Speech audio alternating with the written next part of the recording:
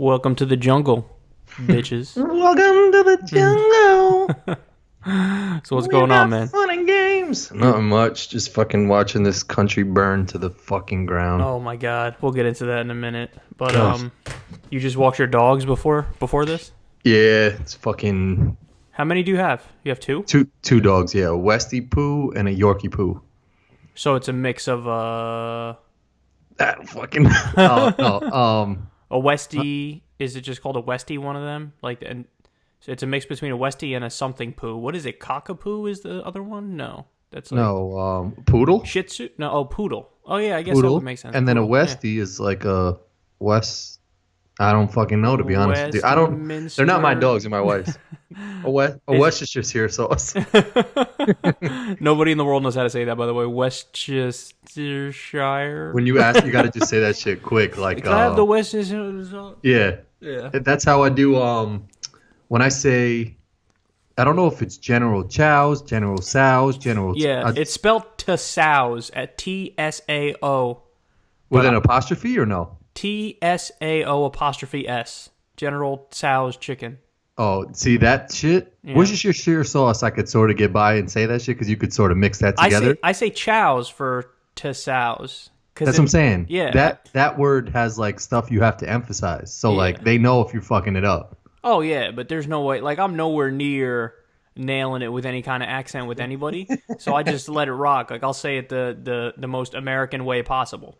There are some that piss me off. You don't even sugarcoat that shit? There are some that piss me off, though, the American way. Like when people say Iran, like the super American way.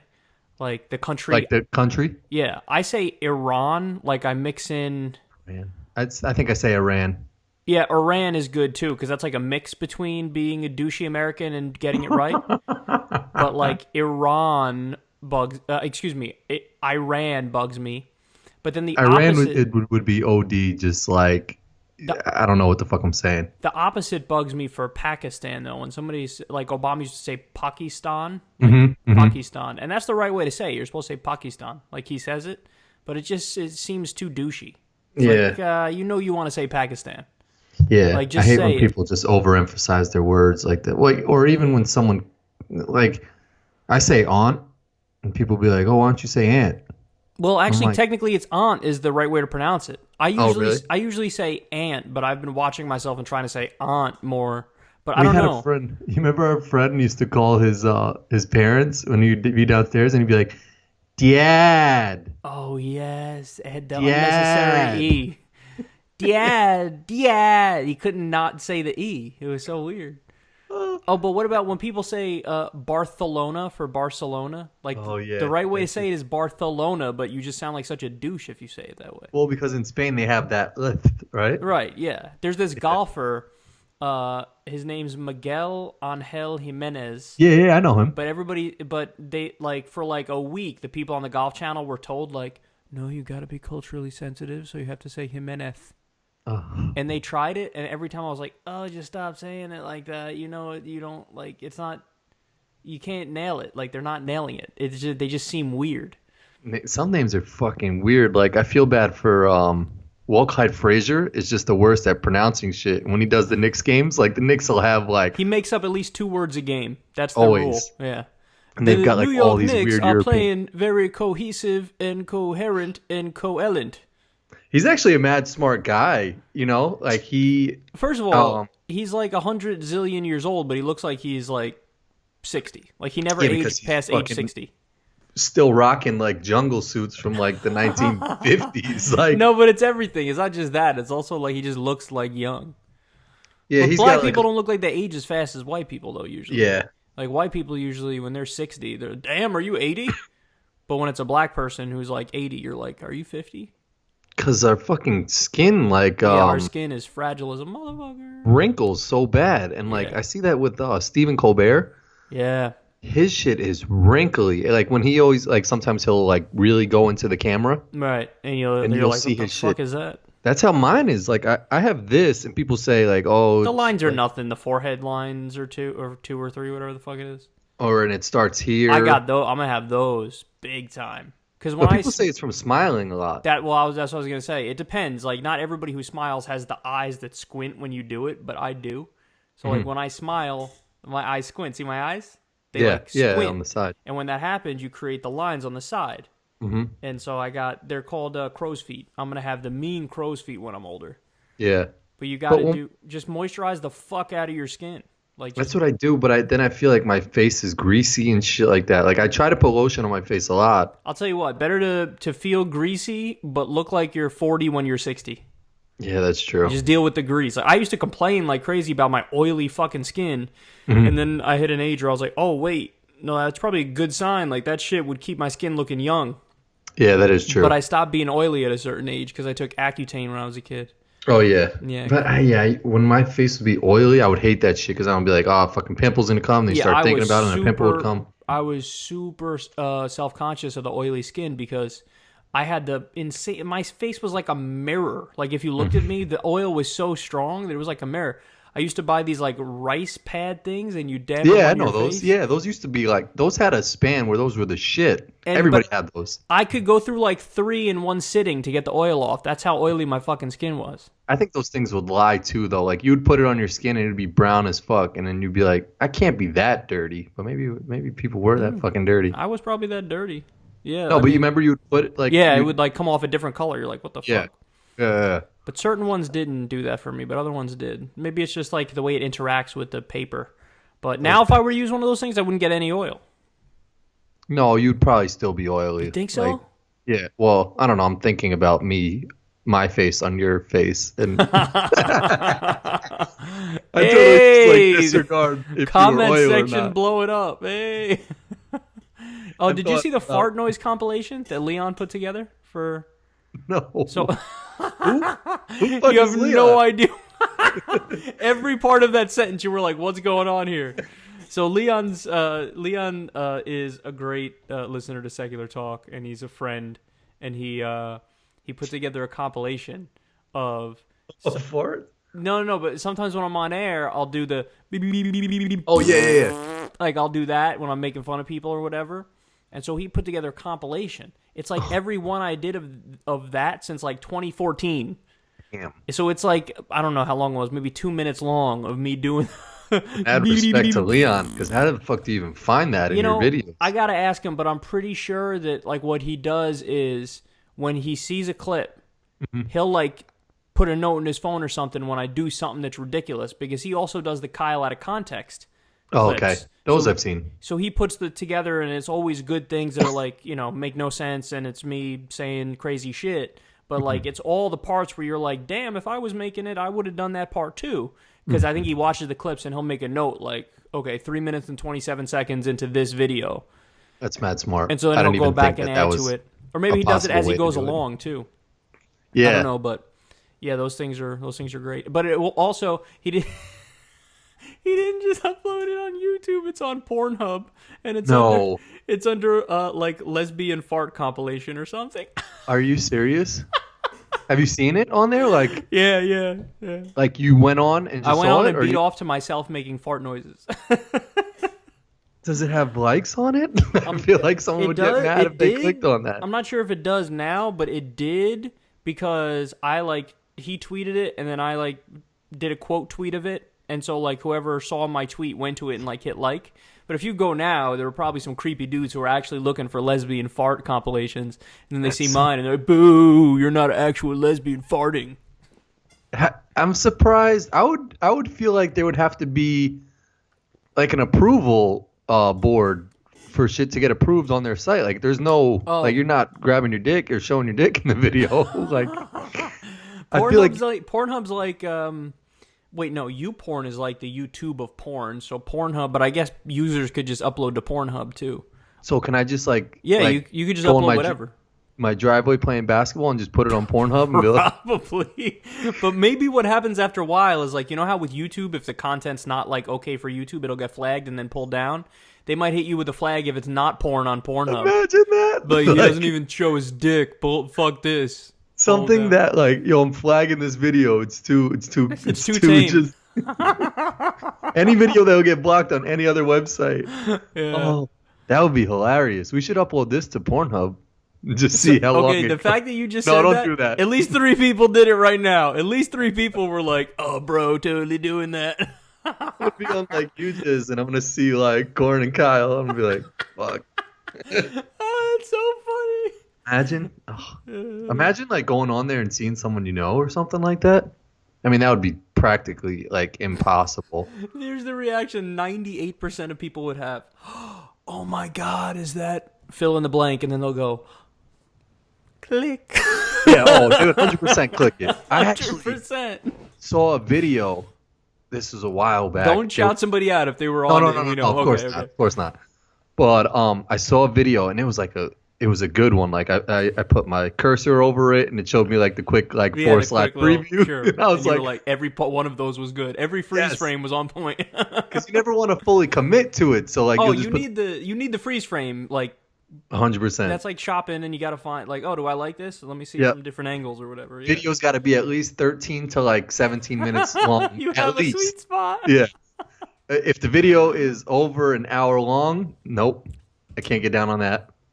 So anyway, I saw this video and I did the preview and I didn't even see what I saw that triggered it, but I was just like, this looks like a good video. They're doing it, whatever. The girl's wearing a T-shirt of a company that my boy works at that's like a small-ish company. And I was like, get the fuck out of here. That's so random. Oh, that's so weird. I hit him up and I was like, yo, one, you have to just watch this video. Yeah. Outside of what I'm about to tell you because it was dope. And two, she's wearing your company's T-shirt. And like he knew about it. He knew. I thought you were going to say he knew her. No, he didn't know her. But he knew of the video and said it was like an old video that I don't know how she got the T-shirt or something like that. But it was so random because I was like not expecting to see like one of my good friends. And it's a company that like you can't get that T. Like I don't even know they probably don't sell it. You have to be like a member. You have to be working for the company to get it or something. That's fucking crazy. That also happened. Like. I'm sure a lot of people that go to high school have friends that like become a stripper or something like that. We had a girl. Yeah, at our we did know one or two. Yeah, or probably a lot. Yeah, by this point, probably many. Yeah, but that work at a strip club I was always curious. Like maybe we'll see her. Like where does she work? But I don't think I ever saw her working. Well, we never go to strip clubs anyway, so how the fuck will we see them? Yeah, that's true. Unless it was like a bachelor party thing. You would think about high school. Like, yeah. Did we go in high school to strip club? Well, we only went like maybe a handful of times. There was one in Rockland, Stilettos, that was like 18. I was going to say, I remember we drove there one time, and I don't even know if we went inside. We might have went in the parking lot, and or we might have walked inside. I think it was like just a regular like Tuesday night. I think I saw one dude in a trench coat like sitting against the wall, like just creepy dude, not like terroristy looking, like just beating off under the trench coat look. Yes, exactly. Of course. Yeah. And I was like, this just get the fuck out of here. There was a White Castle on the street I think we went to. I haven't been to too many. Yeah, we probably did that. We probably enjoyed the White Castle a lot. I haven't been to too many strip clubs, but the few times I've been, like, I couldn't help but. So, like, you're looking at the girl, but then you catch out of the corner of your eye the look on one of these dudes' faces, and you're just like, oh, I don't want to be here. Yeah. I don't, because you see this look, and you're just like, that's not a look I ever wanted to see on any dude's face. No. Like, there's a 39% chance he's beaten off under the table. But even if he's not beaten off under the table, just that look in his eyes is like, I got to get away from this. I'm not a fan of strip clubs because my mind goes to, like, weird places. Not in, like, the weird place that you would think, like, oh, yes, stripper. Like, I'm like... Mine does, too. Like, what the fuck happened with this chick? Like, Me she's too. so hot. Like, she could be... Yeah. She could be doing something right now. I started thinking, like, yeah, what if... I wonder what her relationship with her father was like. Yeah. I don't know.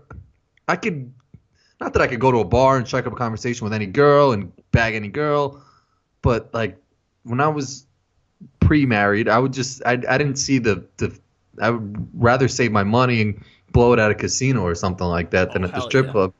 Speaking of that, remember I texted Corin earlier and I told him about a dream I had last night. Oh. I texted you right when I woke up because it was like it had just happened in my dream. So I was playing poker in my dream. I had pocket queens. The flop was queen, king, king. And then there was like some checking, and I think I like slow played maybe the first time around and put out like a little bet or something, and then somebody called. And then the next card came out. It was some bullshit card, like a 7 or a 3 or some shit. And then the river was a queen, and that person, somebody I was playing with, went all in on me, and I was like, call. And then the guys was like, what do you have? And I go to like flip my cards over, but the table's so fucking messy. There's like Doritos everywhere, and there's like old newspapers and shit, and like everybody's just sitting around like looking around like nothing. And I'm like, where the fuck are my cards? And they're like, what do you mean? I'm like, where the fuck are my cards? Where are they? I have fucking queens. And they're like, the other guy showed his cards, which he had like, I don't know, maybe the 7 or the 3 or whatever was on the board. And they couldn't find your shit? I feel like that might have happened one time, Then I started throwing fucking shit against the wall. And what did I tell you? Our other friend was in it, Bobby, and he said some dumb shit to me. I don't remember what he said to me in the dream, but I started yelling at him, and then I woke up. And then there was another dream I had that I didn't tell you about because it happened before that one.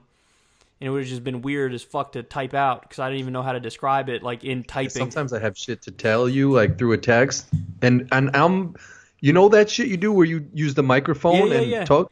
In Colombia, that was like the hottest shit. So okay. You are like on some trendsetter shit right now. Yeah, they all watched Kyle and Corin, and they were like, everyone was using it though. And I was like, yo, Kyle told me about that shit like last week. That's what's up. It's almost like a Nextel type shit. But anyway, the other dream I had was I was in like a spaceship in like another dimension with like my mom and my aunt. That's weird. Yeah, and it's like the spaceship was on some shit like that Matt Damon movie where they tried to make the spaceship look like it was regular life. Oh, I didn't see that. The Martian or no? Was it? No, it might have been the other one, not the Matt Damon one. Apollo 13. That's like the only. No, there were two that came out, two like space movies that came out. Oh, it was. With Sandra Bullock.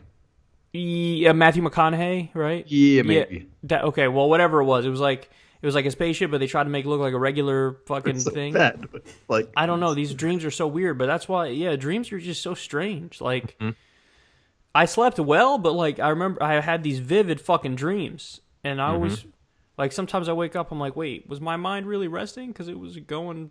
It's just weird how they vary so much. Like, I was telling you about, like, I was scrolling through Instagram and I saw something with the WNBA and it triggered, like, a dream I had. But the only part of the dream I remember was, like, that one of the WNBA ladies, like, dunked the ball really hard. And I was just like, damn, this might be hot. Like, let me watch this. And then I think I'm totally making this next part up right now. But, like, the next girl missed a layup, and I was like, yeah, that's why I don't watch WNBA basketball. Do you ever get that part thing? Definitely happened, but I definitely made up that second part. Do you ever get that thing right before you fall asleep where you'll remember old dreams? Because I get that sometimes. Like, right before I fall asleep, I'll start remembering, like, a really old dream I had. Do you ever get that or no? No. Have you ever successfully woken up from a dream and then went back to it? Yeah, I think that's happened. I've done that. Yeah. I've had. It's so weird because I have one dream that I remember so vividly. I was on my top bunk when I was younger, and for some reason, like right across the street, across like the way was my computer, and for some reason I just saw like a floating root beer, and I think I was just like reaching for it, and I really wanted it, and I didn't fall off the bed, but for some reason I remember that dream so vivid. But that's the only part of the dream. It's just that there was a floating root beer. You've had the thing where you fall in your dream, right? And then you wake up when you're supposed to hit the ground? No. I've had that shit. Anytime the sunken place? Did you see Get Out? No, I didn't see Get Out. You gotta watch that shit. I heard it was great. Anytime that you're about to die in your dream, you wake up. You ever realize that? Okay. Anytime you're about to die, you wake up. So, like, if you ever saw the movie... the Leonardo DiCaprio one, Inception. If you ever saw Inception, they have like all these dream rules and stuff. But one, like a dream rule in real life is like if you ever die, you wake up. Like you can't like die in a dream and just be dead. Like your eyes will open up. And when that's falling sort of sensation. You'll get the falling sensation, and then you wake up. Or if you're getting hit by a truck, I know, like you'll see the lights coming, and then you're just like, holy shit, that was fucking weird. Yeah. I think what made you so good at cards, just thinking about this shit, and like, I wasn't good at cards. Cash games, I would win some money, but I think you would be like confident in what you had. Like my thinking when you told me that you had the 4 queens or whatever was that like Glenn was gonna have like 4 kings. I would always think like if you were out of the tournament, I was still in, and I would show you my hand, and it would be like a gold hand. You'd be like, yo, like, let's go. And I'll be like, nah, but he probably got like, he probably has like 7 cards underneath his holding hand. And like, so I would always think they have like the shit that could beat me. I think every poker player will tell you stories of like getting beaten so bad that it just drains all their confidence. Like, I'll never forget, there was a time I had a full house. It was at the poker club, and somebody had a higher full house. And I couldn't believe that I had lost. I was in shock for like 5 minutes. I was like, no, let me see the hand again. And it was like full house versus full house. And like, I was so in shock, my mind started like making up shit. Like, I was like, no, isn't the rule that if it's a full house and a full house, it doesn't matter how high the cards are and you split the pot or something? You just break out the bank and just give us all money. I lost so bad that like I had that happen where like every hand from then on out, it didn't matter how good my hand was. I was like, I'm beat. Yeah. I was like, I lost with a full house. That means I could lose with anything. I lose. So I had that for a while, but the way I was successful, I wasn't really all that successful in cash games. Cash games I usually lost.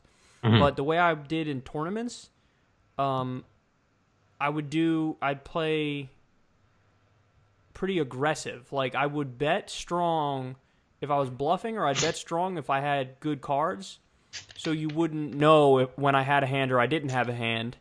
And like, chances are, if I'm betting strong to the river and you're in it with me, I have the good hand. You know what I mean? So like, I get value from bluffing the fuck out of people, playing strong, and I get value when I have my hands and bet the shit out of them. And so then it's just a matter of how the person playing against me wants to play their hand. But I did a lot of that. I also did a lot of playing position in tournaments. And like, if it was coming around to me and there was only like 1 or 2 people in the pot, I would like raise it, and they would think I had a hand. And then, you know, on the flop they would check or something. I'd fucking bet hard again. And I'm just playing my position. Like, I got position on that motherfucker. So I'm like, I'm establishing some shit. Yeah. Like the way I thought sometimes was, I want to make it look like to other people that I'm the beast at this table. Like, I'm trying to see myself through their eyes.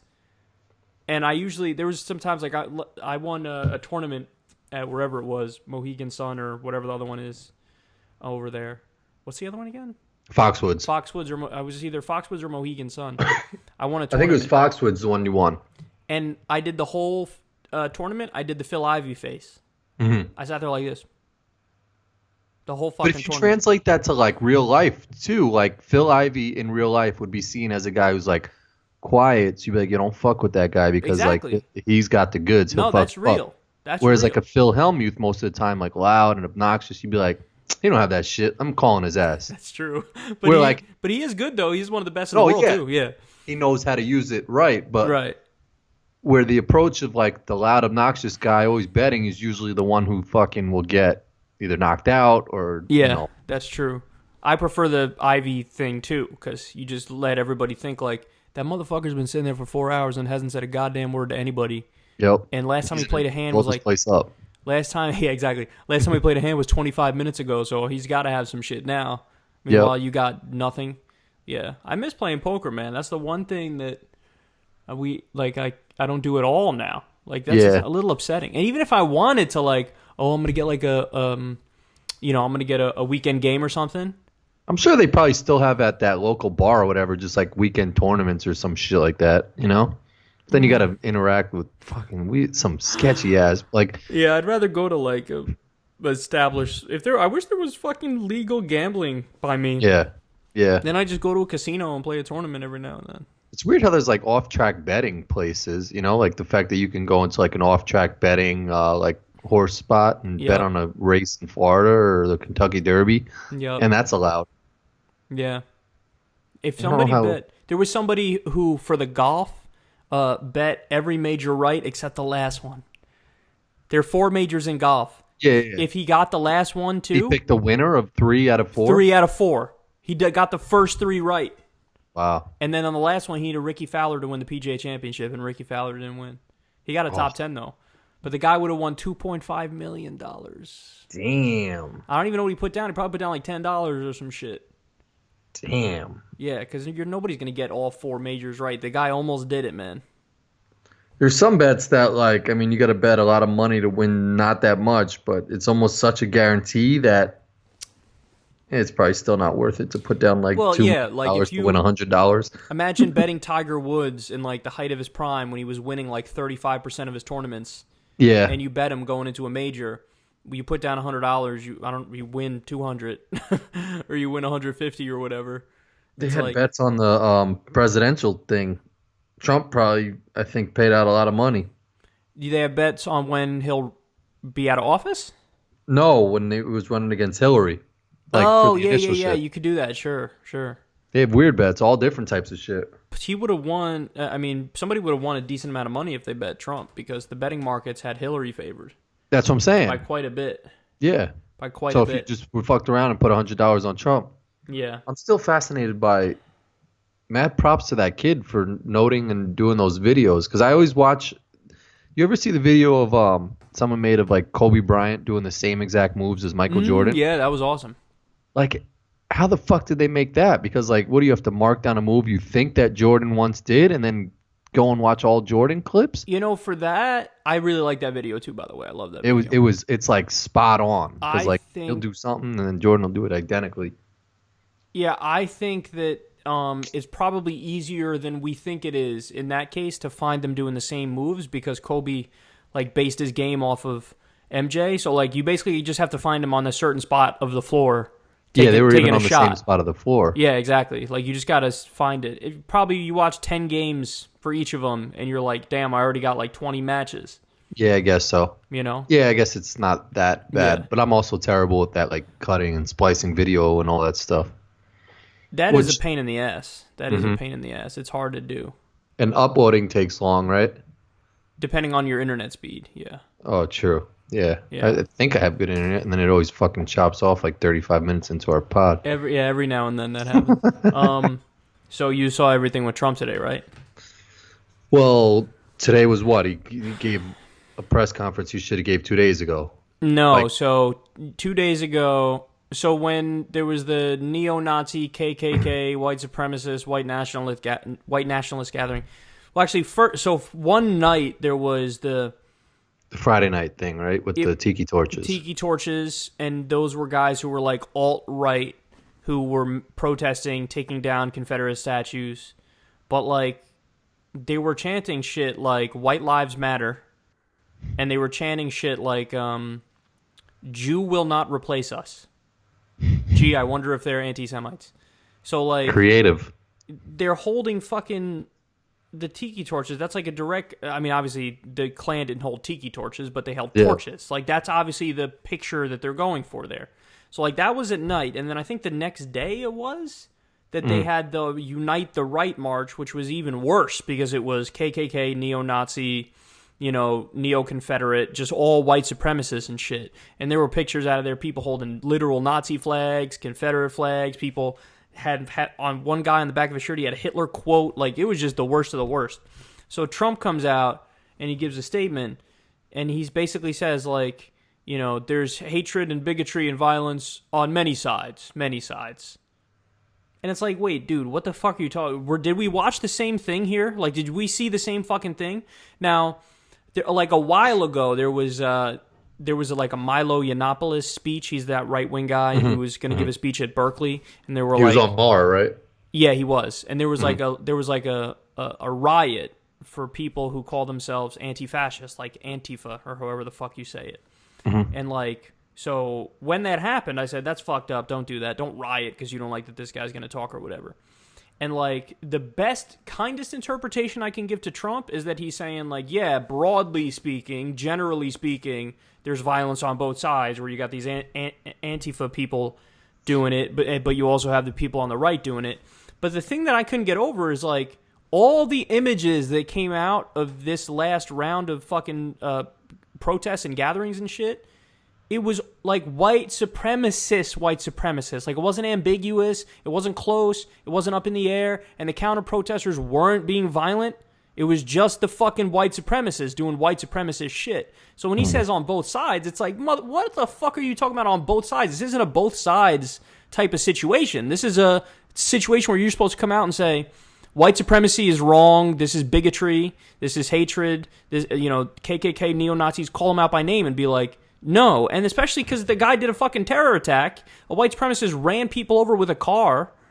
And so 2 days after he gave the fucking shitty response, both sides, something. 2 days after, he comes out and he gives a good response. And he's like, yes, the KKK, neo-Nazis, white supremacists, these are horrible people. Bigotry, hatred is wrong. Heather was a victim of this, and yada, yada, yada. So I did a segment where I gave him credit for that. I was like, okay, here, finally he did the right thing. Now, reading straight off the prompter, right? I mean, nothing authentic about it. But still, I'm going to give it to him because whatever he said, the right things. But the downside, of course, is even though you're saying the right things now, you froze the funding for the tracking of right-wing extremism and right-wing terrorism.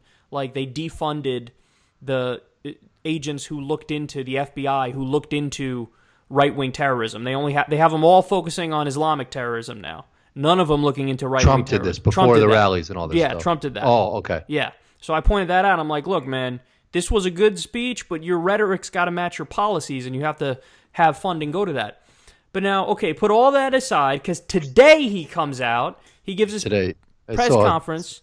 It was a fucking dumpster fire. Every bullshit right-wing talking point you could think of.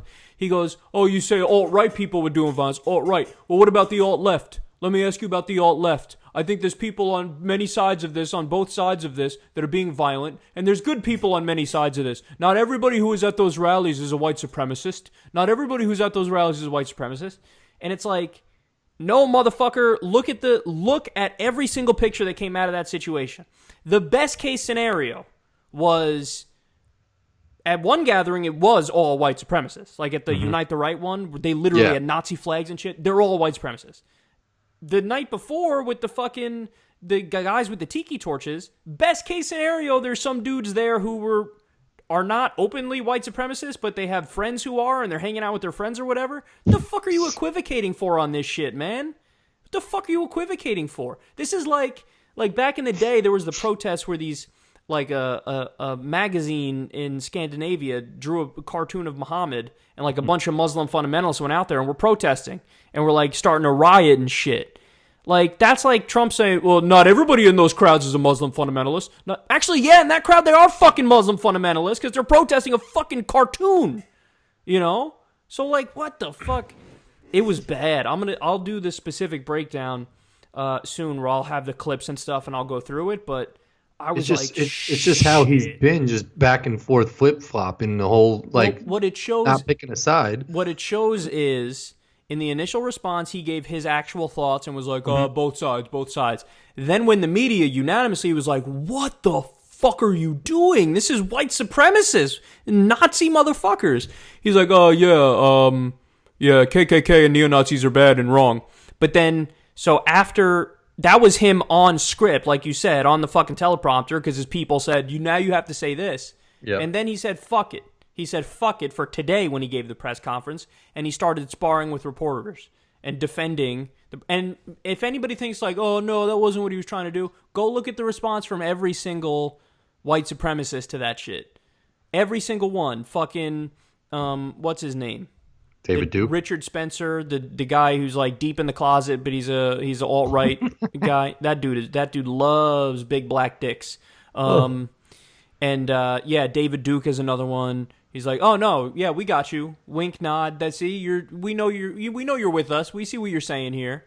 And it's like, it's so bad. Like, he really doesn't get it. Like, when you're president in a situation like this isn't one of the ones where you can be the Fox News president, man. You can't be the Breitbart fucking president. Now, every single white supremacist in this country thinks, it's open season now. I have a license to basically do what I want, and then the president will equivocate and play a both sides bullshit game. And there's no fucking, like, it gets me tight that there's no repercussions. Like, nothing happens to these dudes. Like, there's this one guy that's like posting all like trying to capture pictures of people and posting them and saying, I think he's got like a $10,000 reward if you find certain people, but no one's getting in trouble. Like, they were doing some fucked up shit, and like, there's pictures of people, there's pictures of them beating people, and nothing like. Well, did you also see there was a police department in Alabama, I think it was, that retweeted Richard Spencer? It was some white supremacist shit, and the police department retweets it, and then people are like, whoa, what the fuck are you doing? And then they're like, oh, sorry, it was an accidental retweet. We're trying to delete it, but now we can't find it to delete it or something. It's like, what the fuck is this, man? This is crazy. It's wild that, like, even back in, like, what was it, the 50s and 60s, like, the KKK would, like, they wore shit to cover their faces. Like, now we're living in a time where motherfuckers aren't even hiding their faces. That's a great point, man. It's on some, like... That's a great point. They're emboldened. Worse shit. Like, we're worse now than how it was back in the day. So, I think they're emboldened, and I think you're right about that. Here's why I don't think we're actually in a worse situation. I don't think we're in a worse situation because I think this is their last gasps. Like, this is their... Like, in other words, our generation, when you look at our beliefs on paper, we won this battle when it comes to social issues. You know, the idea that we're like, what are we going to do? We're going to go back to segregation. We're like, that's fucking crazy. That's not going to happen. Now we're more tolerant of gay marriage. We're more tolerant of interracial couples. We're more tolerant in every social area you could think of. We're more open-minded. So being that that's the case, and being that this younger generation is way left-leaning, this is like the backlash that where, you know, old white America goes, let's go with Trump, and then this is their last gasp of air. Like, okay, we got to get our message out there, and we gotta be strong about it. And so they have these rallies where they're all out there with their fucking masks off and shit, and they're not hiding. Like, yeah, here we are. But again, when that white supremacist culture goes from like being the edgy underground internet thing to now you see it out in the open, everybody goes, oh, you guys are really disgusting. You know what I mean? And you're just losers. Like, you're just complete losers. I did the story, Tiki torches, the people that make they fucking came out and denounced them. Yeah, I saw that. They're such losers that even fucking Tiki torches, a company that's like a D-list company, is like, we disavow you using our product. Please don't do that again. Thank you. Like, but like, fuck white supremacy, all that racist shit. Like, just call them fucking losers. Like, they're just plain, like, they're losers. Like, did you see the memes of their faces? It was so funny. I saw one shit. I went in. Like, when Banana Republic's out of Dockers or something like that. I said, I think it was J. Crew, and then like three people were like, J. Crew doesn't sell Dockers. I'm like, whatever, you get the point, motherfucker. It's crazy because I actually thought the same thing, but I was like, nah, it works even better. Yeah, it works either way. I thought it too. When I was typing it out, I was like, J. Crew might not sell Dockers, but I was like, this shit, it works either way. Like, I got to do a reference to J. Crew and Dockers in this tweet. It's like, let me fucking dress up as a costume as the most nerdiest person that like has no swag. Let me wear some khakis and like a tucked in white shirt with a red hat, and this is my idol. That's like so sad. Like I don't. People dress like Trump, like this guy's somebody you want to aspire to be. That's what I'm saying. This out of shape reality star, fucking low IQ child, this narcissistic meat bag. They're like, we want to be like him. Why? Fucking crazy. And then Michael Rappaport had a good video. He's been doing like a lot of videos lately. I started following him. That guy's funny. And he was getting at them, just saying like, you guys are out on a Friday, Saturday night, getting no ass. Yeah, exactly. Like having these, but like the Vice did a good thing, and I don't know how that lady did it. Did you see like the Vice? No, but did they embed with the white supremacists or something? Yeah, it was like a 20-minute video, and she was like going around with them, and this one nerdy fucking guy was like in charge, and she was like in the van with him, and like she went to his hotel, and he had all these guns, like a slew of guns that like you just look at and you're just like, what the fuck, man? And it's even crazy because I was in Charlottesville in June, working a basketball camp. And when I was there, that weekend they were having a KKK rally that weekend. No. It was like the talk of the town. Like we got in an Uber and we were like, are they really having this rally? They're like, yeah, they're doing this and they're walking through here and this and that. And I went with like a Spanish kid and we went out to a bar one night and they didn't let him in the bar. Like we went to the bar, we asked someone on the corner, we're like, oh, she was like, yeah, go to this bar, it's cool, whatever. We go, show our ID, dude sees him, like, you guys have student IDs? We're like, no, we're not students here. He's like, can't come in. So we went back and the girl, we were like, they didn't let us in. And she was like, oh, did they say it was student night? She was like, yeah, they do that with blacks and minorities and all this stuff out here. And we were like, damn, man. And like, for me, I was chilling, but then we went to another bar and my friend just didn't feel comfortable the whole night. And I was like, yo, like, let's drink, let's have, he's like, nah, man, it's just like, it doesn't feel right out here. And like, I saw black people, this and that. And like, I was just like, how are they fucking like living out here? It's like, it's really on some Civil War shit. Like, shit, man.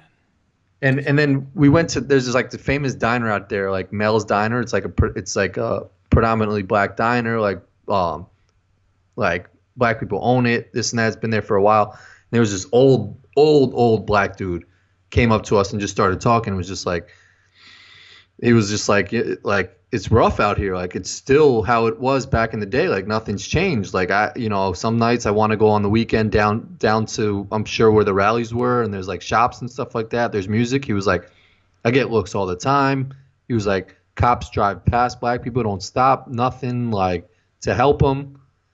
Oh my God, man. It's crazy. Well, and I saw it firsthand. That's why when I saw Charlottesville, I was like, what the fuck, man? Like I saw that shit. When I saw like the fact that they're out in the middle of the day in Charlottesville, motherfuckers have Nazi flags. Yeah. They have Confederate flags. There was a dude doing the Nazi salute wearing a hat of like the 82nd Airborne or something, which stormed the beach at Normandy. Like, these are people who died fighting Nazis, and you're doing the Nazi flag wearing their fucking hat. I told you, the fucking Nazi tattoos, dude wearing a shirt that had an Adolf Hitler quote out in the open. Some dude was holding a sign that said, Jews are the children of Satan. Like, what the fuck? That's crazy. Like, what the fuck are we talking about here? You're not embarrassed to be out there like that? Like, that's just fucking wild, man. And I listened to a podcast with Kareem Abdul-Jabbar recently, and he was like, who are they taking their country back from? Like, like they don't want to see black people doing well. They don't want to see Spanish people doing well. Like who are they taking it back from? Like, what's happening that they're so against, like, whatever's that like, what's happening? Yeah. Like, why are they so riled up? Like, what is it? Like, they saw a picture of two dudes kissing or something like that? Like, what fucking triggered it? Like, was it Obama because he's a black president? One of the guys who is a leader in the white nationalist movement, he, like, made his own political party or some shit. Mm-hmm. His name is Matthew Heimbach. I covered a clip of him because he was interviewed by somebody at one of these rallies. And they asked him, like, what exactly do you want? Like, it was a good question. The interviewer was like, what exactly are you in favor of? Like, what do you want? And he was like, and how has Trump failed you? He basically asked him. And the guy was like, well, Donald Trump failed us because he's a representative of Wall Street and the establishment and the bankers. And on foreign policy, he's a neocon. He wants to invade all these countries and stuff. And so he keeps going talking about that. And then at the end of it, he's like, and that's why we need a white ethnostate so we can look out for our own people or something. And I'm like, so that makes no sense. Like, you start out by saying he's bought and owned by Wall Street, true. He represents the establishment, true. He's a neocon on foreign policy and he's doing all these wars, true. How do you get the solution to that is kicking out black people and minorities? How is that the solution? Wall Street's mostly white. Trump is white. Trump's administration is mostly white. If you kick out all the black people, that doesn't change anything. You still have all the corruption that you just fucking described. So what are you fucking talking about? Like, what do you? How does anybody even begin to go down that path where they start to think like, no, seriously, the whole problem in this country, it's people with no money and no power. You know, like, let's blame people who are on the bottom rung of the economic ladder. Like, how the fuck did you come to that conclusion? You know, like, it's like the movie Pleasantville. Like, everything was fucked up when it was all perfect, and then they started putting some color in that bitch, and it was turned into a poppin' city. I never saw the movie Pleasantville, so I don't know. You didn't see Pleasantville? No, I never watched it. Oh, everything was all black and white, and then like something happened where someone did some shit and they started turning it into color. I want to ask you, did you see the thing about the Confederate statue being pulled down by protesters? Did you see that or no? No. So is that different from? So the whole reason they were doing the protest was because, what was it? The governor or something wanted to take down the Robert E. Lee. Okay, statue? I think these are two separate things. Okay. One was in Charlottesville, and I'm talking about this other thing was in North Carolina. No, I didn't see that. So there's a Confederate monument in North Carolina, and a bunch of protesters pulled it down. Mm-hmm. It was a monument to Confederate soldiers, and it had the Confederate flag on it, and it said like "to the boys in gray" or something on it. And protesters pulled it down. They did it like last night or something. And there's like a debate going on now about like should they have pulled it down or not. And I was curious what you thought about that. I don't think it's tough because it's like you can't just go and fucking tear some shit down because you are breaking the law, probably. You know, like you. Whereas something peaceful, where you just stand around the statue and try and protest, leads to this whole fucking thing where, you know, the Nazis and all these white supremacy people come out. So, you know, both sides have bad repercussions. It's almost just like a lesser of two evils. Like, do you want to just fucking rip the Band-Aid off and fucking take the statue down yourself and fucking worry about it that way when no one's around? Or fucking peacefully protest and then all these fucking nut jobs come out and fucking start bashing people over the head while the statue stays up. So it's a my tough thing, call. I did a segment on it, and I was expecting there to be like a mixed reaction. I was expecting like a 50% dislike rate on my segment. Mm-hmm. It's doing a little better than that, but there's still a pretty hefty number of dislikes. Which way did you lean? So my whole thing was like, let me tell you my gut reaction first. Like when I read the headlines, I was kind of like, okay, like I read the headlines. I'm going, all right. So and then, which I thought the same shit too. I wasn't like, well, why would the fuck would they do that? It's like, okay, yeah, like it's not. If you say 99% of the time, if I'm reading a headline about somebody doing property damage, whether it's against public property or private property, I'm going to go, fuck you, don't do that. You're a dick. Mm-hmm. But this one, I was like, all right. So, and then, you know, I saw the video and stuff. The people doing it look a little goofy, like they're dancing in a weird way and like spitting on it and stuff. And it's like, okay, you got it down, relax, so you got it. Yeah. But like, the more I think about it, yeah, like I'm not in favor of property damage as a general rule, but there's a few exceptions I could think of where I go, that makes sense. And one of them is like, if there's like, as long as you're not hurting any people, but if there's like a war that we're in that we shouldn't fucking be in anymore, like Vietnam, just take that for example. If they like, you know, took a fucking plane that was going to fly to Vietnam with a bunch of soldiers and like somehow incapacitated it by like cutting the wires or some shit so it can't take off. It's like, yeah, go ahead, do that. Fuck them. We shouldn't be over there, and this is going to save lives, and it's a good thing to do. Like, do the property damage. It's worth it to save the lives, basically. And this is an instance where I was like, yeah, I mean, look, to black people in America, that's like having a fucking statue of Goebbels or Himmler or Hitler, a Robert E. Lee statue. It's like, this motherfucker fought a war to try to keep you enslaved. And now they're going to... Not just, it would be one thing if they had it in a museum, fine, keep it in a museum. That's what I was just thinking. But if you have it, they had it in front of a fucking courthouse. Mm-hmm. If you have it in front of a courthouse, that's crazy. Like, this is the place where we have law and order. And to remind you of that, we're going to put the people who were slave-owning secessionists, who were traitors, we're going to put that in front here. And it's aggrandizing. It's like, ooh, look at this. They're revering these people.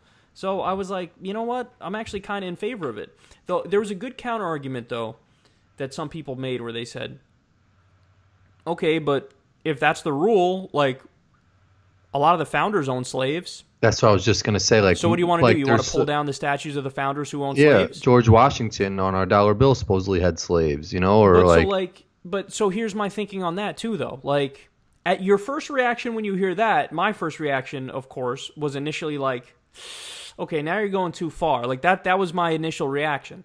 But then again, the more I thought about it, the more I started drawing parallels. Like, for example, in Turkey, Ataturk is the founder of Turkey. If you say something bad about Ataturk in Turkey, people get so butthurt.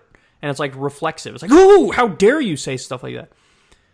We kind of react the same, though. Like, if you say some fucked up shit about a founding father, people are like, oh, how could you? But it's like, no, there's a lot of true shit. Like, Jefferson, on top of being a slave owner, was a fucking rapist. He raped his slave repeatedly. Like, yeah, we should be allowed to point that out without people getting triggered and without people saying, no, we must only talk about the good things about the founding fathers. I'm in favor of talking about the good things, but keep it in perspective. And in my mind, here's what I think about it.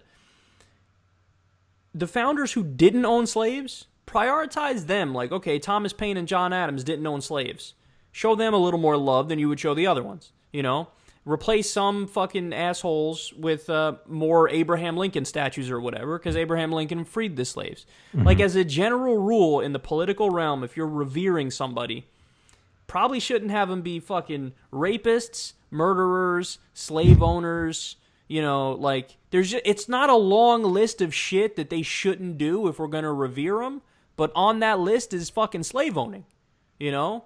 So, yeah. Like, I'm cool with, obviously, you teach the full history of all this, the good and the bad, and you put them in museums and shit, but... Don't idolize them with a statue. As a general rule, yeah, don't fucking... We can't teach kids, like, here are the things that are 100% wrong in every circumstance, no matter what. Like, raping, murdering, owning slaves, segregation. You can't teach people all these things are horrible, and then say, now here's the fucking... statue where where we're revering this fucking slave-owning asshole. You can't do that, because then kids are going to go, that makes no sense. That makes no sense. So they're going to say, you're hypocrites. That's what you are. And it's true. There is a level of hypocrisy there.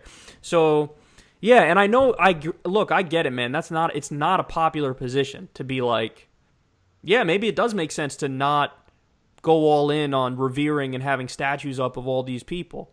But, yeah, I think that actually makes the most sense. And I think it's easy for people to think like this when you talk about other people, you know? Like when you talk about, if I make the point, and it's true, Muhammad was a slave owner.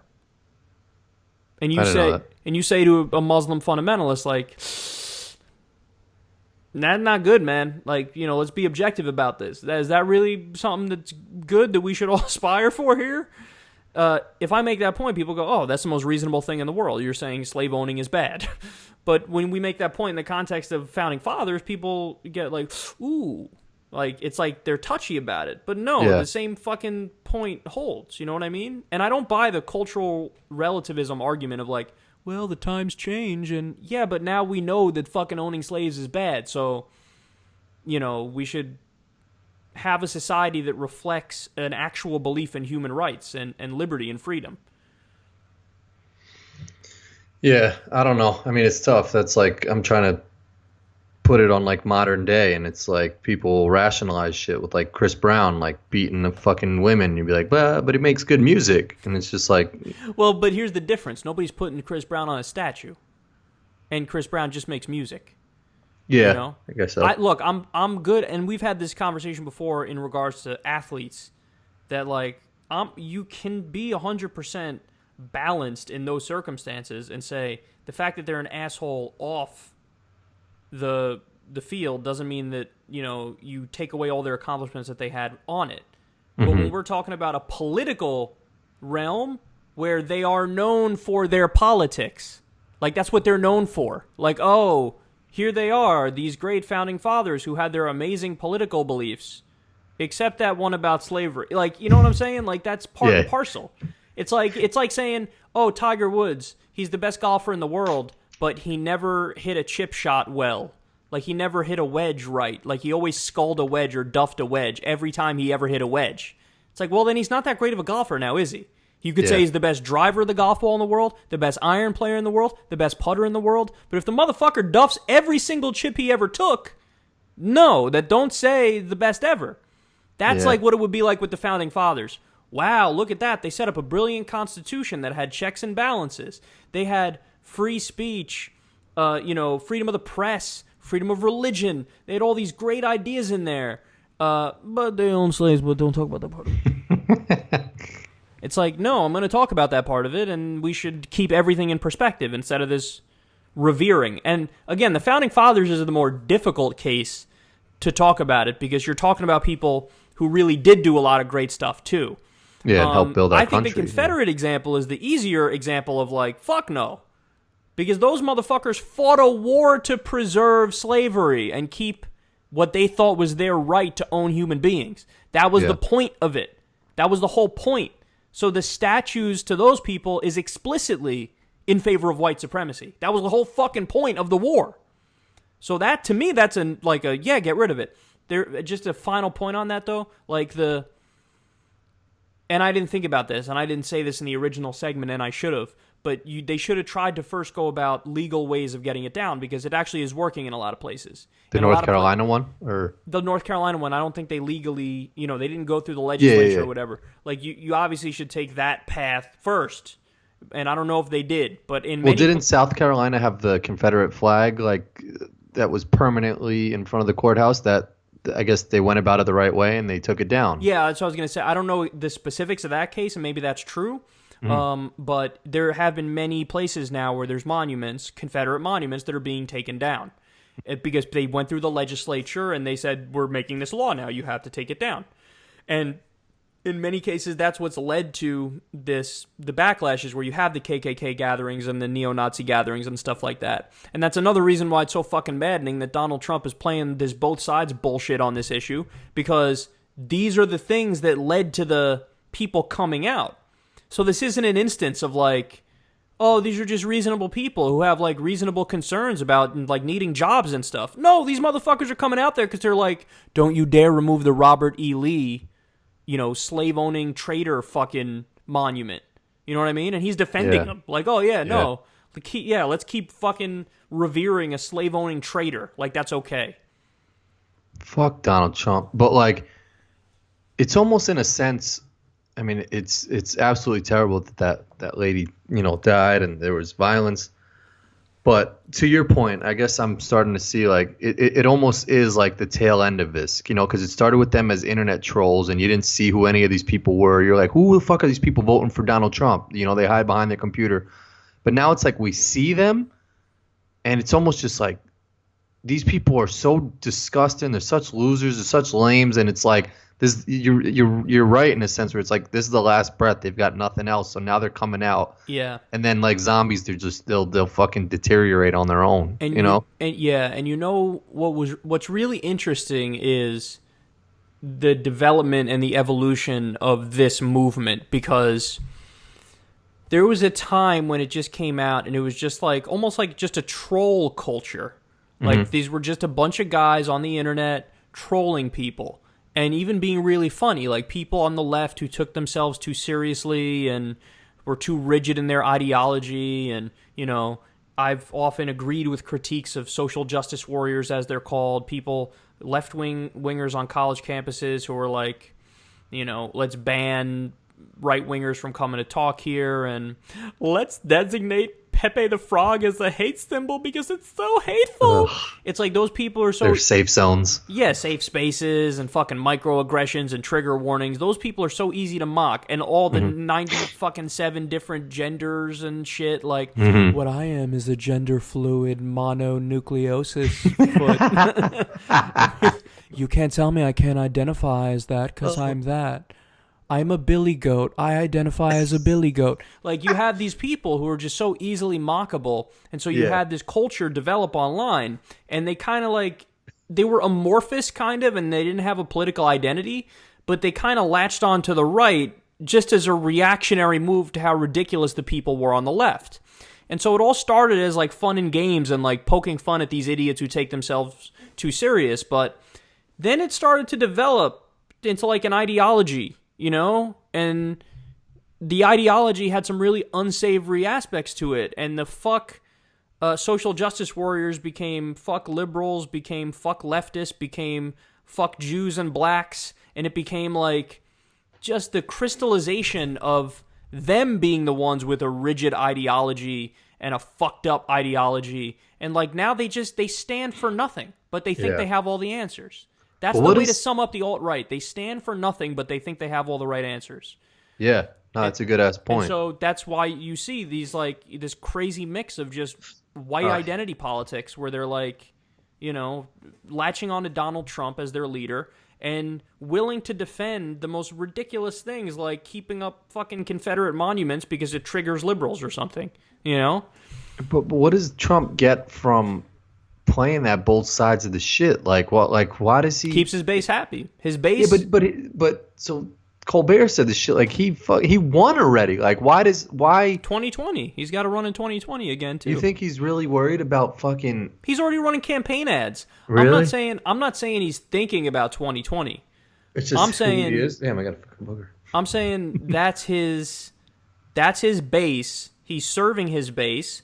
But I also think that he really believes the shit he's saying. Like, he really thinks, like, what do you mean? Not all the people... not all the white nationalists are bad. Some of them are good people. Tremendous people.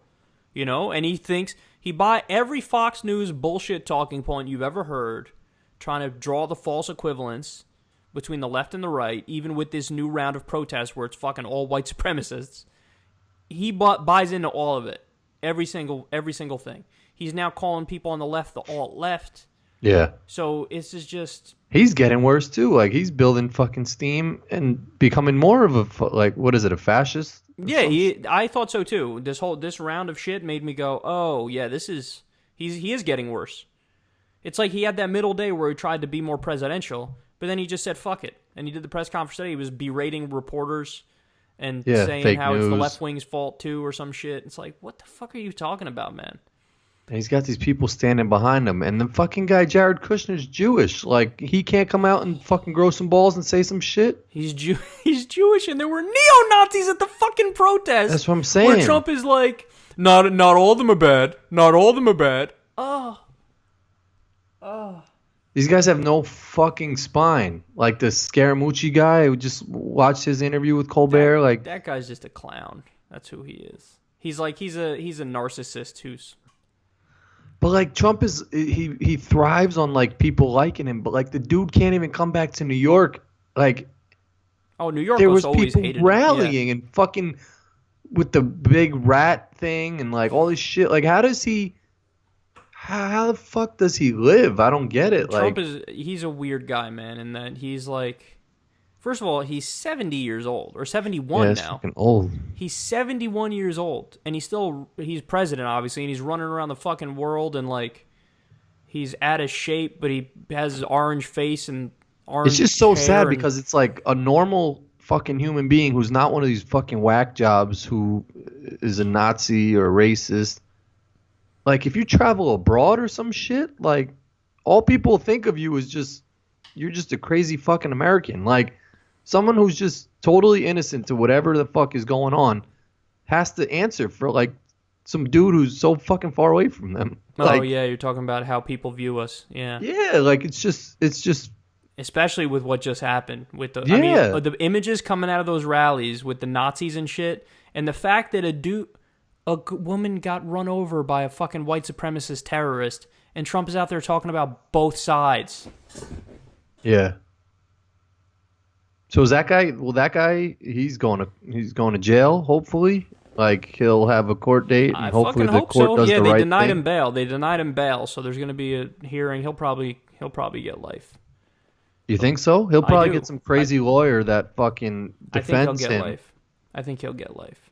Hope so, and I hope they find all those motherfuckers who were fucking beating people up. There was a police officer who said good on Facebook that the guy ran over the girl. He's like, good. You know, hey, don't stay in the street and protest. Like, what the fuck are we talking about? This is nuts, man. It feels like a Banana Republic type shit. When there was the attempted coup in Turkey. The Banana Republic? It feels like a Banana Republic, not the store. Like a Banana Republic. What the fuck is a Banana like Republic? Like a third world country that's on the brink of having, defense.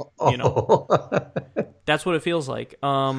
in Turkey when they had the attempted coup and Erdogan like beat it. You had like this fighting in the street, and you had the cops were on the side of Erdogan, and you had the military was not. They were against him, and it was like this weird moment where it was like, whoa, what's happening here? Like they're trying to overthrow him.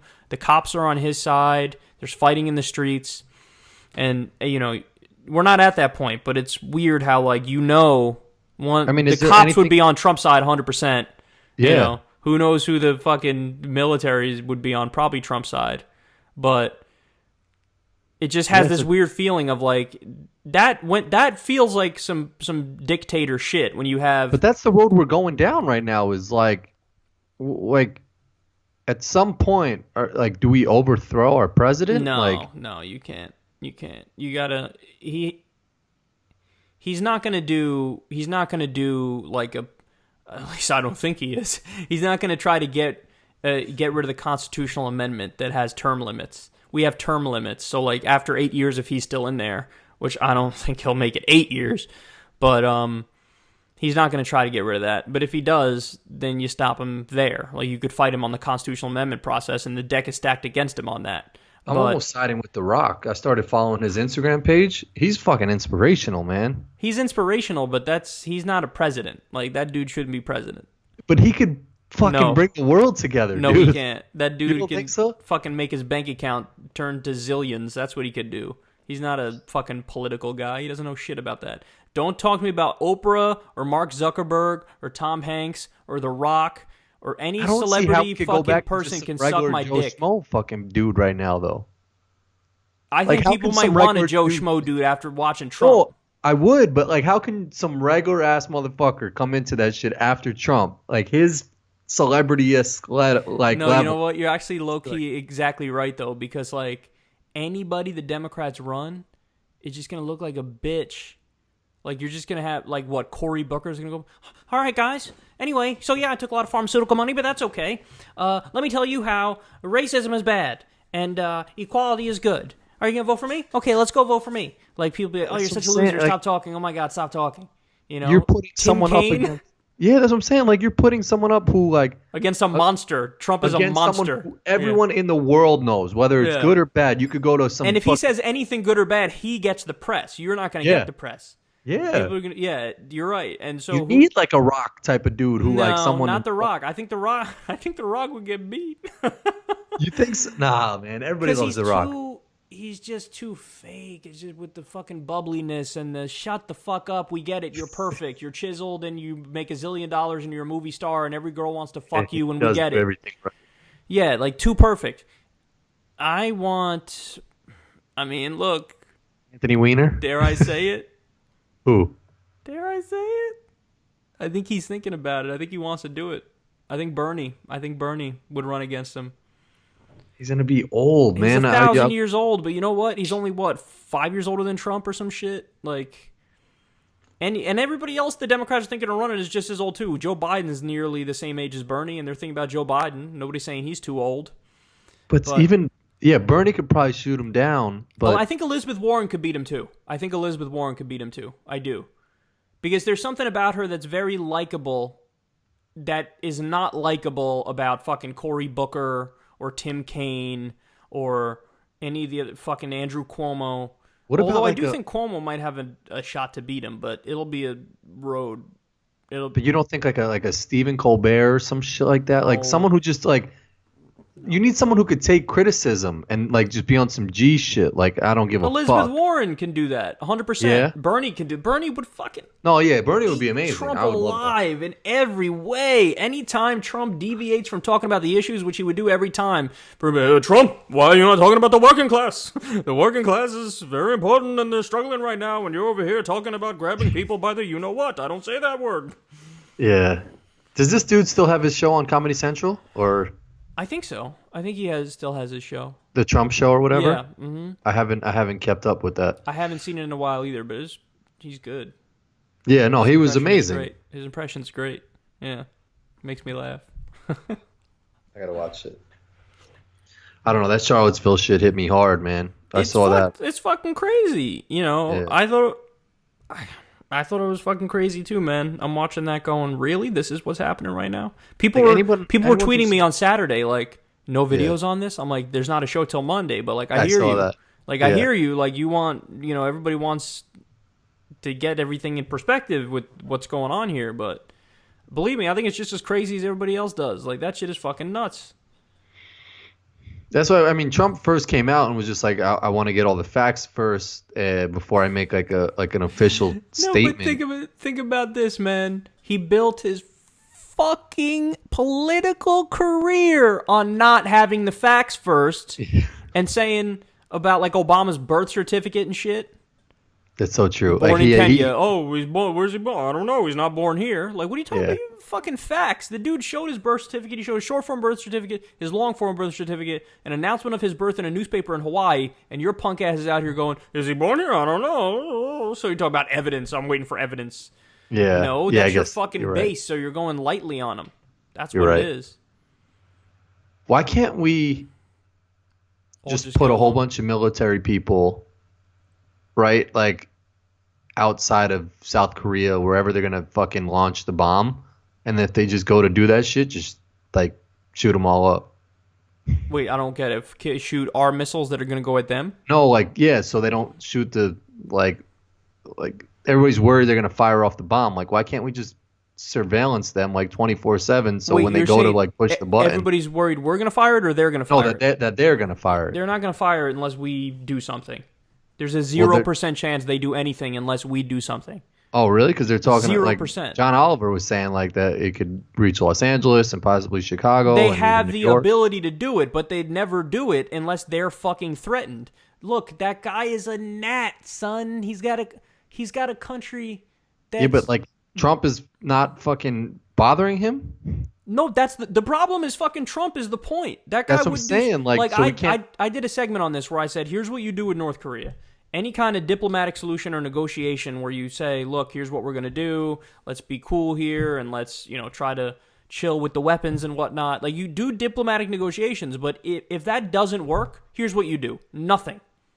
You don't do shit because that guy's not going to do shit. The only reason he wants a weapon is for a deterrent because he saw what happened with Libya.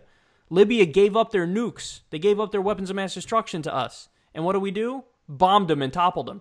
So what message did that send to this guy? If I give up my weapons, they're going to bomb me and they're going to topple me. So all this huffing and puffing and all this bullshit is just him like, please don't hit me.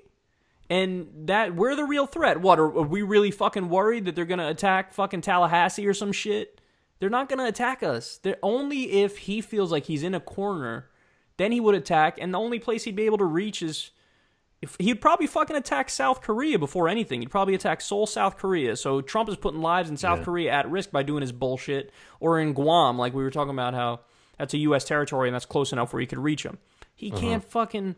So all this barking Trump is doing is so retarded. Oh my God. Kim Jong-un is a menace to his own people. He treats his people like shit. It's an authoritarian country. But we sort of even like make him more powerful when we give him this credibility with like all this shit, I feel like, in a sense. Yeah, but that's just because the United States wants regime change in North Korea, so they build him up as a big threat so that if we get the opportunity, we can topple him and blame it on him and be like, oh, we only did it because he's such a bad guy and because he was going to attack us or something. But that's all bullshit. We've seen this fucking script a zillion times before. The U.S. talks about how, oh, yeah, these people are such a threat. Maybe we'll go topple them.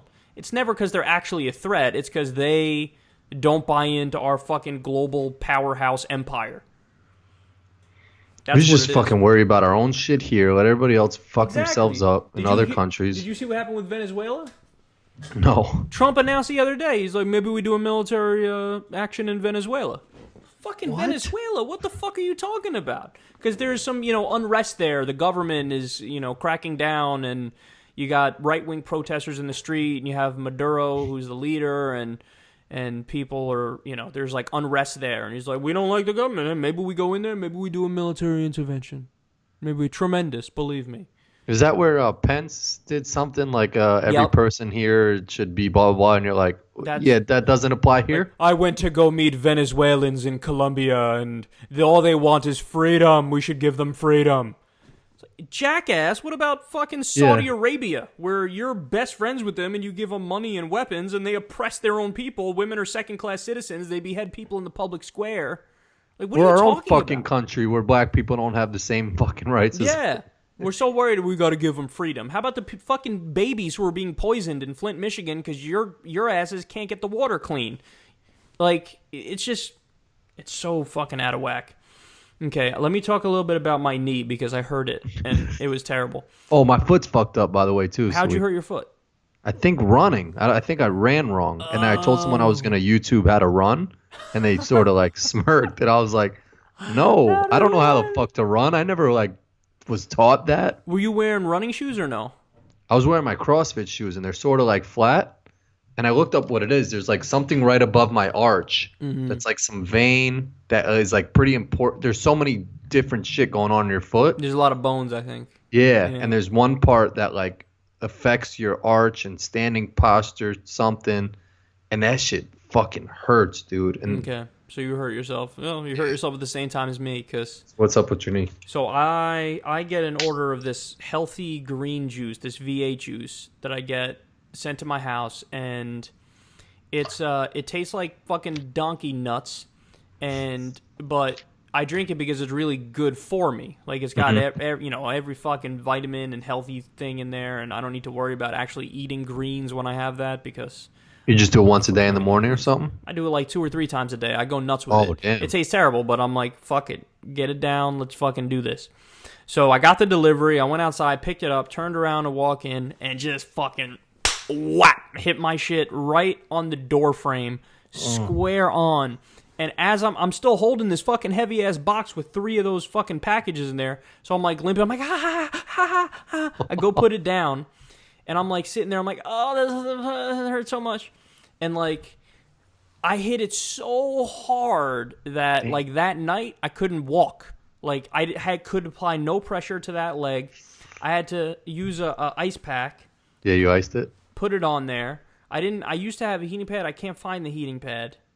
But so I just kept... The heating pad would probably make that shit feel awesome. You should order one off like Amazon or something. Well, it's funny. I was going to give the heating pad another shot, but the last time I had used a heating pad, it had the opposite effect where my shit, I couldn't move it at all after I put a heating pad on it. Yeah. I was like, oh my God, why is heat reacting like this with me? It might have been because I tried to put the heat on too soon, and I should have waited longer or whatever. That might have been what it was. But the last time something happened, I put the ice on it, and the ice made it feel a lot better. So, I was icing it and stuff, and it was like a solid 2 days where it was like just fucked up. Like that first night, it was so fucked up, I had to prop it up and not move and shit. And I was like, we're so fucking fragile. It was just from me turning around and walking into a door frame. And can you imagine how stupid you feel after walking into a door frame? You're like, all I had to do was not do that. Like that, my only goal, like I just had to not do that, and I would have been fine. I always think about that when I like stub my toe or some shit. It's like, fuck. I wish I could just go back like 2 seconds earlier and not do what I just did because I'm in mad pain right now. Like I was looking at my door, like, how did I even do that? Like, it's not like the door that is sounds skinny. How did you walk into that shit? I don't know. It's not like the door is skinny. I got plenty of room. I could just walk through the fucking door, but I turned around fast and just whapped it. It was terrible, man. Some people are injury prone like a motherfucker. I usually am not, but lately, I don't know if it's because I'm fat or because I'm getting old, but this shit started hurting and it's fucking up my flow because I wanted to go run, but I can't because like that shit hurts. I had to miss 2 days of working out and I feel like shit. That's what I'm saying. You don't realize it until, like you think like, I'll miss a few days, it'll be whatever. But then at night, you're sitting there, you're like, oh, I feel like shit. Like it affects you. Like if you get workout and, just blow off that steam and just go, like, you feel great. You don't even realize it. When you don't do it, you're like, this is bad. Yeah. So, yeah, I can't wait to get back in there. But I'm also afraid of, like, re-injuring, though, too, a little bit.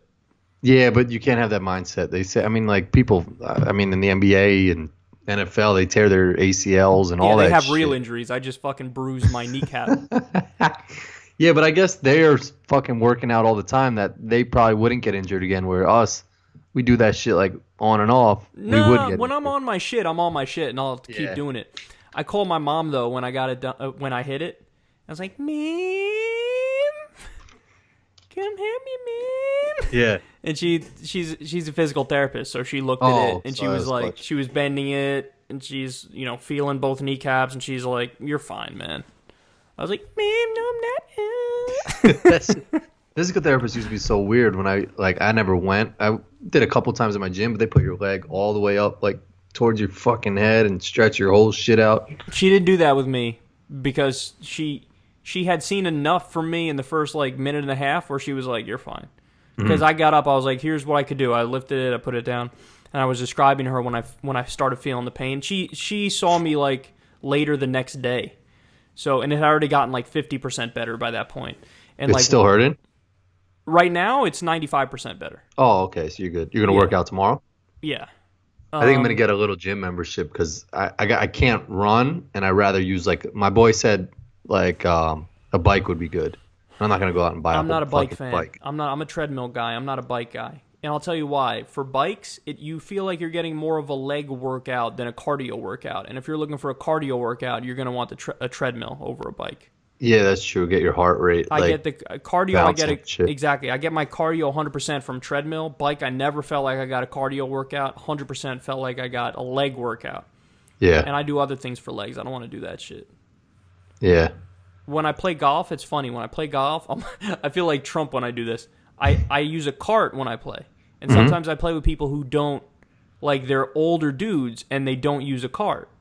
And they're probably looking at me like, this motherfucker is in his 20s and he's in a car. What the fuck? And, like, I'll try to slide it into a conversation or something. Be like, yeah, I work out 4 days a week hard. Like, that. So I don't need to, like, I don't use that as my exercise. You know what I'm saying? Like, these guys, that's their exercise is when they walk the course. And I'm trying to let them know, like, no, like, I have a thing where I exercise separately. And when I come here, I'm just trying to get around as fast as I can when I play because I got shit I got to do type shit. But they'd probably look at me like, this lazy motherfucker right here. Yeah. When I park at any, like, supermarket or anything, I park mad far away. I'm usually, like, one of the spots in the back. And I feel like, all right, I'm getting a little exercise right now, walking mad far to this entrance. That's so funny. That's like a 60-year-old guy thought. Like, I'm going to do that right now. I don't want to be next to other cars and shit like that. I do that too for that reason. Yeah, I do that for that reason. I don't like But I just don't want, like, someone doing some dumb shit where their cart hits my car and then I got to fucking be mad about that. But I did notice that the handicapped, like, spots and, like, new sticker shits, it looks like they changed the logo. What is it now? It looks like like a faster motion, like Wasn't the handicap thing the wheelchair picture? Yes, it's still that. But, like, the old school one, you should just be like a standing up straight chair or whatever. But the new one looks like it's, like, more hunched over, like it's going faster. Maybe that's in because you're in a different state now. Maybe New York's is different. State, they have, like, maybe a faster handicap person for all Illinois people. But I think they upgraded the logo. Have you noticed other little different things, though? Like, I'm sure there's other little different things about. Like, the pizza is obviously a big one. Yeah, they say pop, like, for soda. Oh, they say pop. Yeah. You can't get a fucking banging bagel out here. Like, I was just thinking about bagels. And pizza, someone was trying to tell me, I told you, like, that Costco pizza. I was like, nah. Did you try it, though, or no? It's not New York pizza, but you should try it, though. I should try it. And I want to try the Kirkland one, too, because you swear by that one. That's the same one. I think, well, they might make it there. It might be a different pizza they make there, but I know that the Kirkland pizza that they sell, the frozen one, is crazy, out of this world banging. Yeah, I'm going to try that. Yeah, 100%. I don't know. I like how we're at the point now, because we've been doing the podcast long enough, where even if we don't say shit, it's, like, just fine. Like, when we started it, if somebody didn't say some shit for, like, 30 seconds, we'd be like... I wonder if we could put, like, an hour and a half up of just no talking. No, that'd be weird. People would still fuck with it. That'd be weird. I think that'd be weird. But we could go, like, a minute without fucking talking. When you're in when you've, like, done it long enough and you feel established doing it, yeah, you do whatever. Like, that's why they say Chappelle's good, because, like, he's okay with, silence, or he's okay with whatever reaction the audience is going to have. You got to be comfy with that. that's what they say the like best comedians now have is just like they don't really care what the audience reaction is. They're good with the silence. They're good if their joke doesn't hit. Yeah, whatever. exactly. And the best podcast, the people don't give a fuck about the audience reaction. It's just the people in the audience are watching because they like the authenticity of the podcast itself. Mm-hmm. Like I saw an episode of Family Guy the other day where they were like kind of shitting on podcasts. And I was thinking, like, no. Do they still have new Family Guy episodes? Well, no. I don't know if it was new or... Because I just... it was when I was on the treadmill and I was like... Oh, okay. It came up in the recommended videos on YouTube. It was like live, 24/7 Family Guy. And I clicked it and it was an episode where like Peter starts a podcast and shit. Oh, really? And they like do this thing where they're like shitting on podcasts a little bit at the beginning where it's like, well, hey, let's start a thing about nothing. And like we could just talk about nothing. And just give our opinions, even though nobody gives a fuck or whatever. Like, basically saying stuff like that. And I'm like, no. Now, granted, I'm biased because it's kind of what I do, but like... That's what ours... We used to have topics back in like 88.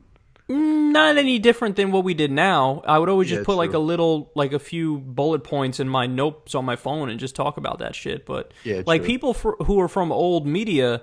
They have that like scornful thing where they look down at like podcasts, but like, motherfucker, Howard we Stern won. Hates podcasts. But like we won, Howard. Have you noticed you're the only fucking person on radio anymore? Like, and that's no disrespect to Howard Stern. Howard Stern's a legend, but I'm saying like we don't shit on you. You're good at what you do. Why are you shitting on podcasters when the numbers are in, son? Like it's a wrap. Radio's dead. Podcasts are here. And podcasts, you could even make the argument by the numbers that podcasts are way more popular than TV. And YouTube. YouTube being a different thing. But from his angle, like, why even hate on it? Because he's old school, man. Like, here's how he thinks. I came up this way. Yeah, these are the fucking rules. You're cheating if you're not going by those rules. So the fact that you didn't have to struggle on some nothing fucking radio station in Omaha for 3 years before you got a promotion, and you didn't get paid dick when you started, and nobody liked you, and you didn't have to break through, the fact that you didn't go through that means it's illegitimate that you just plugged a microphone into your computer and you started talking and people started watching. But the thing is, Howard, that's not the case. Like, if people are watching your shit, agree or disagree with what they're saying or doing, there's some market appeal there. So you can't shit on them like they have no market appeal when they have fucking market appeal.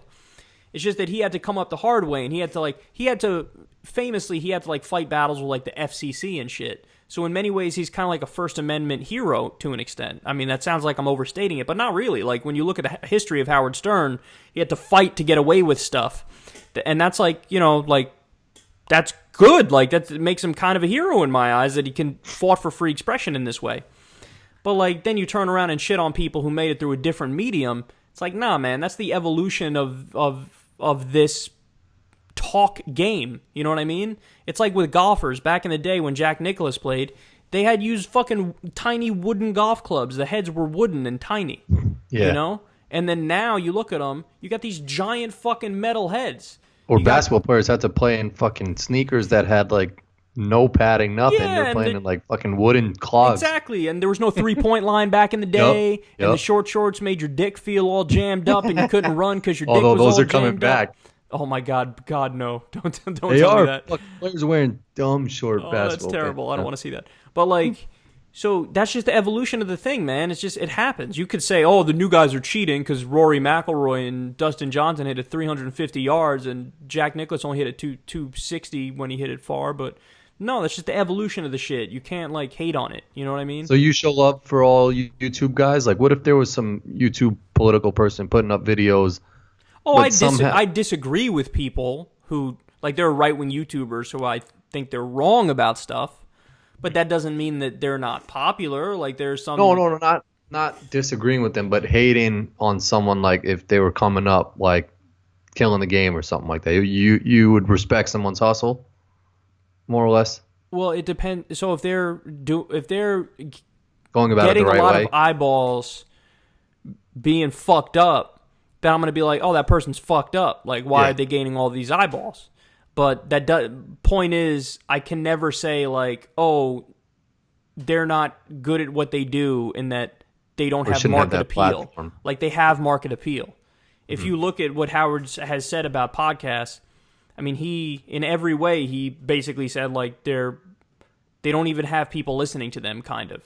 Like, he went after Ari Shaffir once, who's a comedian, and he's a buddy of Joe Rogan. And, Ari Shaffir's really popular. And, like, he had a Comedy Central show, but, like, almost all of Joe Rogan's friends have, like, these podcasts. And, like, he's shitting on these guys, like, oh, that nobody watches. Like, actually, motherfucker, I don't know where you've been, but, yeah, probably more of them are watching them now than you. Yeah. You know what Rogan I mean? had, but Rogan had, I think it was the guy Nick Swartzen or whatever. He's in, like, the Adam Sandler movies. I didn't see that episode.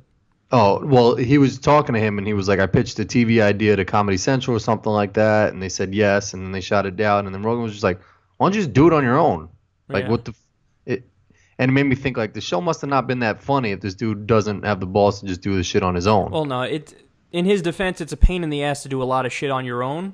Yeah, that's true. But ultimately, I'm on Joe Rogan's side because I just don't like the idea of gatekeepers. Yeah, because that's the most annoying fucking thing in the world. we don't want you doing that. To have some asshole in a suit who doesn't know anything be the one who makes the decision as to whether or not that should get on. Yeah. Like, no, I'm actually the talent, and I know what things will sell and what things won't sell. You have people in boardrooms like, I don't think that's funny. You should get rid of that. But like, what the fuck do you know? The shit they choose is so weird. I was just watching CBS, and Mario Lopez was the host. Oh.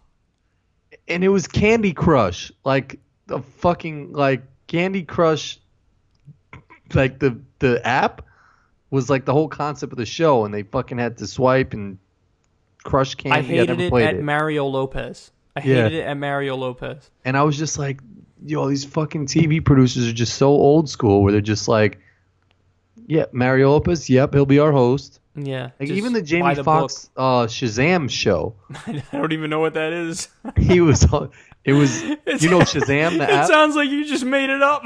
No.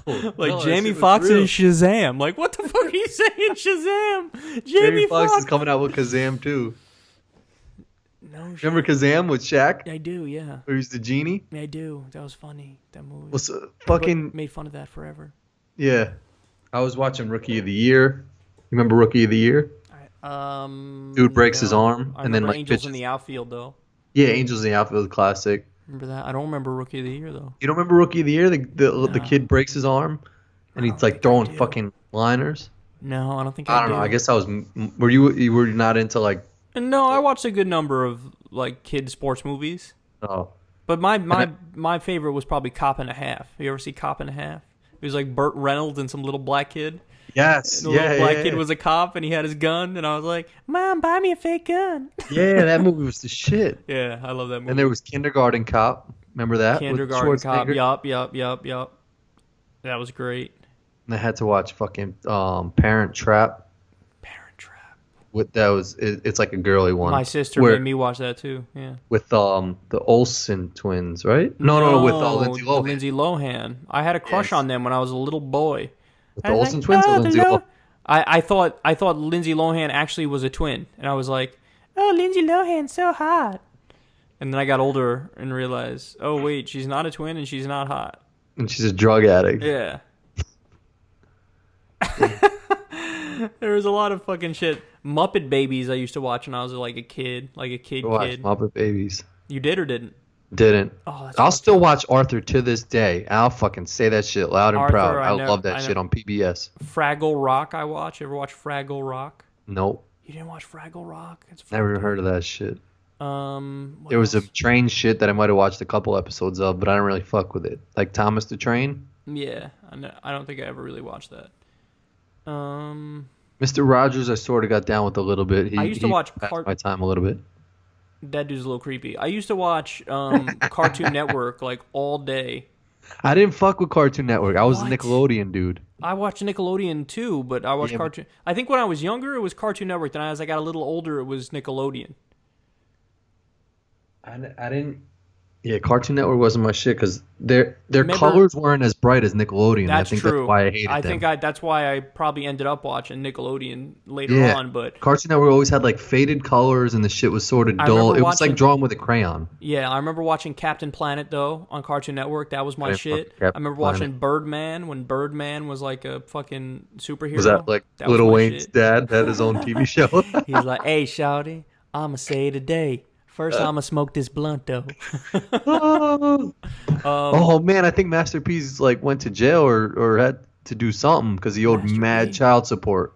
Master P did? No, not Master P, Juvenile. Oh, Juvenile. Yeah, no, Master P's chilling. Well, Juvenile's probably been in jail since 2009. Yeah, probably. I haven't heard him do shit for a long time. He's probably got mad child support. I wonder, like, guys like that who had so many hits back in the day and then they haven't had a hit in forever, he probably just burned through that money so fast.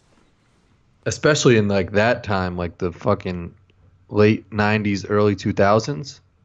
Just, like, no concept of having they were probably making, like, fucking $50 million a year. Like, yeah, it's never going to stop, this gravy train. Then come, like, 05, their cash money's just gone. They don't have another hit. And Juvenile's got child support like crazy, but he's got 13 Benzes. Damn. And he's got 8 Rolexes. And he's got a house where the mortgage is $10,000. He's just got a random gold toilet, like, ran for no reason. Not even the toilet fucking bowl, just like the seat. Yup. That's right. He's got a fish tank in his fucking ceiling of his house. Yeah, dried out fish tank just chilling in his house. He's just like, what the fuck do I have that for? And then 3 years ago, he got eviction notices, and he's like, I don't agree. And he didn't go. Yeah, he was in fucking prison. I mean, his name is Juvenile. We shouldn't be surprised. Yeah, that's true. Okay. Yeah, child support sounds like it would fucking suck ass. Oh, hell yeah.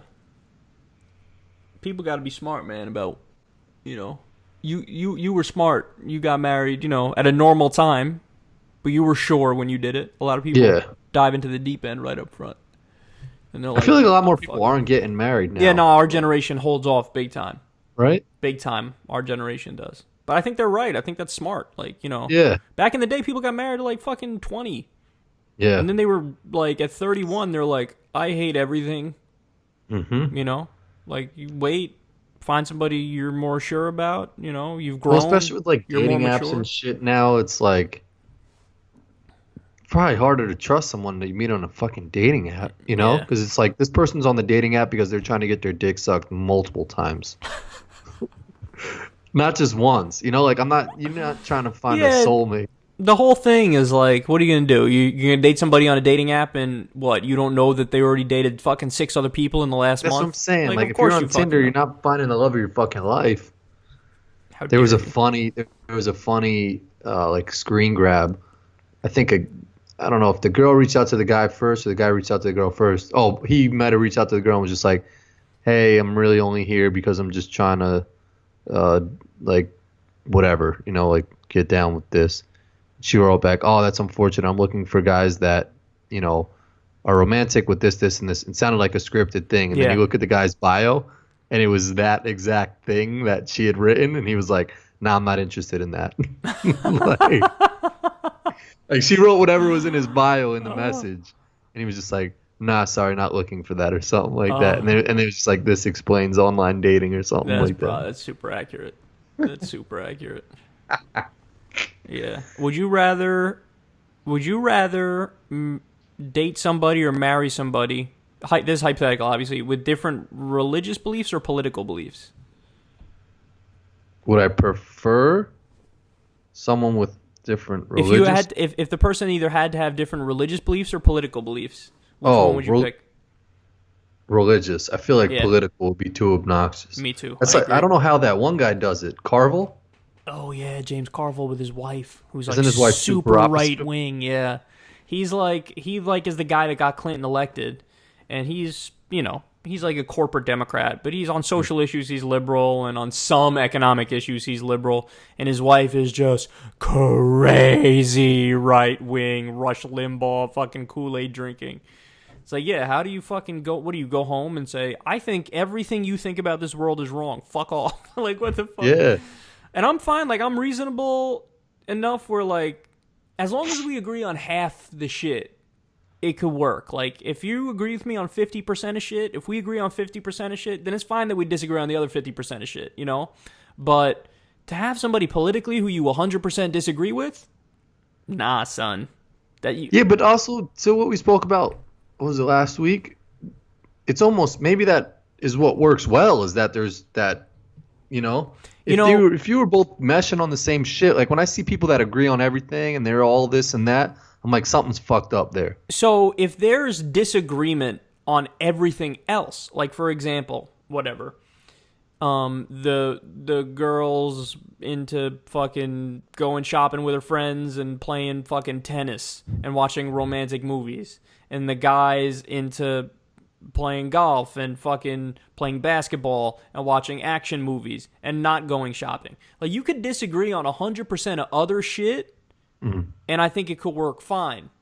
But if you disagree 100% on politics, I think it's harder for it to work that way, because that's the core of who you are like what you think of the world. If you're dating somebody who thinks like, the social safety net shouldn't exist, and nobody, you should have to pull yourself up by your bootstraps if you get in trouble, and the government shouldn't help you with unemployment, and women shouldn't have the choice to choose an abortion or not, and like people should get locked up for doing drugs, and they really believe all that shit, like you got to look at that person and be, damn, I disagree with you on fucking everything, and I think those opinions are crazy.